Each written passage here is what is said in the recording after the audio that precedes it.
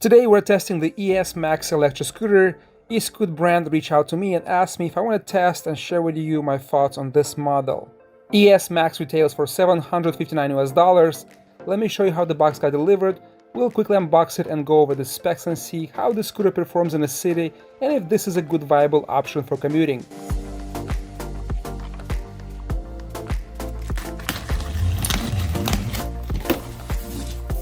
This is the packaging.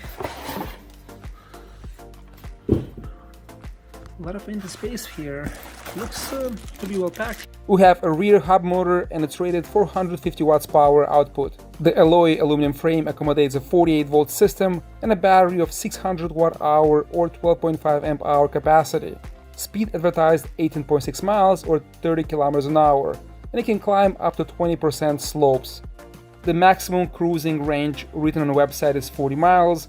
I'm sure it was tested with a 150-pound rider in the slowest setting. As always, I will test at the maximum available speed and we'll see how much range I can get out of this battery pack. We have a single button operation screen, 3 speed modes to choose from, Bluetooth connection with an app that shows you real-time monitoring of riding data, cruising control, selecting riding modes, battery power, riding distance, and riding speed. Charging will take 5 hours with a 54.6 volt 2 amp charger that came with this model. We have a front fork with a little over 1 inch of travel, and this is the first scooter we're testing in this price range that has a front drum brakes. The tires are 10 by 2.5 inches in size. We have solid rubber here on this model, ideal for those that don't like to mess with swapping tubes, but it's less comfortable compared to pneumatic tires. The frame seems sturdy, no plays or loose parts, plenty of room for your feet. This frame is very similar to the Smooth Sat Max electric scooter we reviewed about 2 months ago. We have the generic folding mechanism on this model, but the folding clip is quite different. It looks to be made out of plastic. I have been riding so far for 3 days and nothing came loose. Frame seems to be well built and hold the scooter well together. We have a cruise control option that activates in about 10 seconds and it seems very useful, and it keeps the speed extremely steady on this model at about 30 kilometers an hour. The top speed will not drop if you ride over bumps or uneven terrain, cracks or potholes, on a bike lane, on slight incline or decline, which happens on other models. Feels powerful and keeps that number constant. I rode for long distances on the west side where there's no lights and the speed stayed at 30 kilometers an hour or 18.6 miles an hour constantly without fluctuations.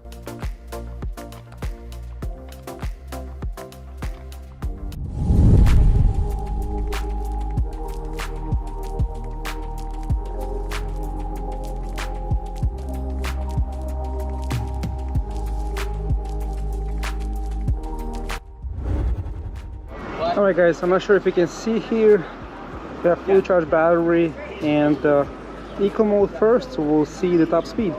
Let's go.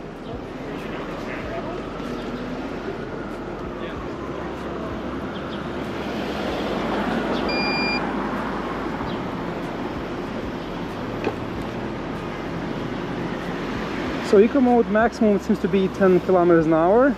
Let's go to the next speed. D, not sure what it stands for, but let's check it out.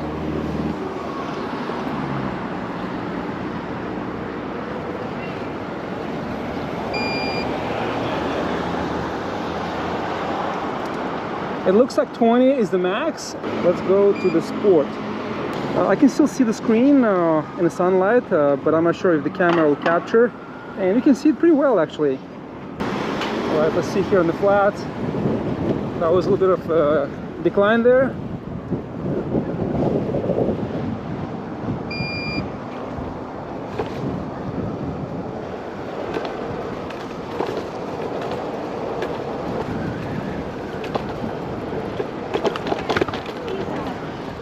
The ride feel on this 10-inch rubber tires is about satisfactory. The size is big enough to handle any streets in New York City, and the suspension is on the stiffer side. It is not as comfortable as the pneumatic 10-inch tires we tried on other scooters in this price range and class, but here the trade-off is riding without worrying of getting flats, carrying tools with you, and replacement of the tubes. If you're willing to compromise on the comfort, then this is a great option for you.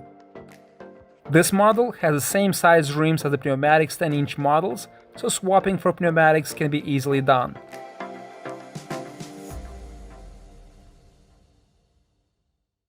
I like the cruise control option on this model, and the scooter has a gradual on the stronger side acceleration. The engagement of the cruise control option sound, it's a nice addition. This model is 1.4 miles slower compared to NIO KQi3 Pro and top speed. Also, despite having their only 350 watt motor, NIO has a bit fast acceleration. But on this cruise control setting at maximum speed of 30 km an hour or 18.6 miles an hour, feels powerful and does not feel boring for some reason. For the city commuting, ES Max could be an option if it fits your budget. Now, compared to other models, Smoothsat Max has a 500 watt motor and 12 amp hour battery with the same top speed and very similar range at $650.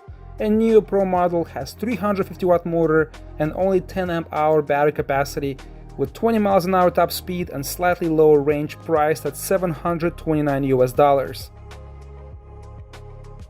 Compared to these models, ES Max stands out with a cruise control option that is set up easiest to use, and the consistency on the top speed retention.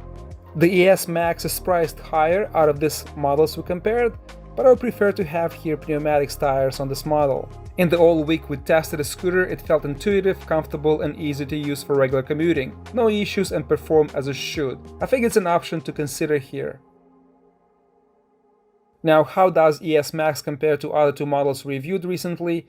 I would like to see your opinion in the comments down below. Thank you for watching, please don't forget to smash that like button and share this video, and I'll see you next time.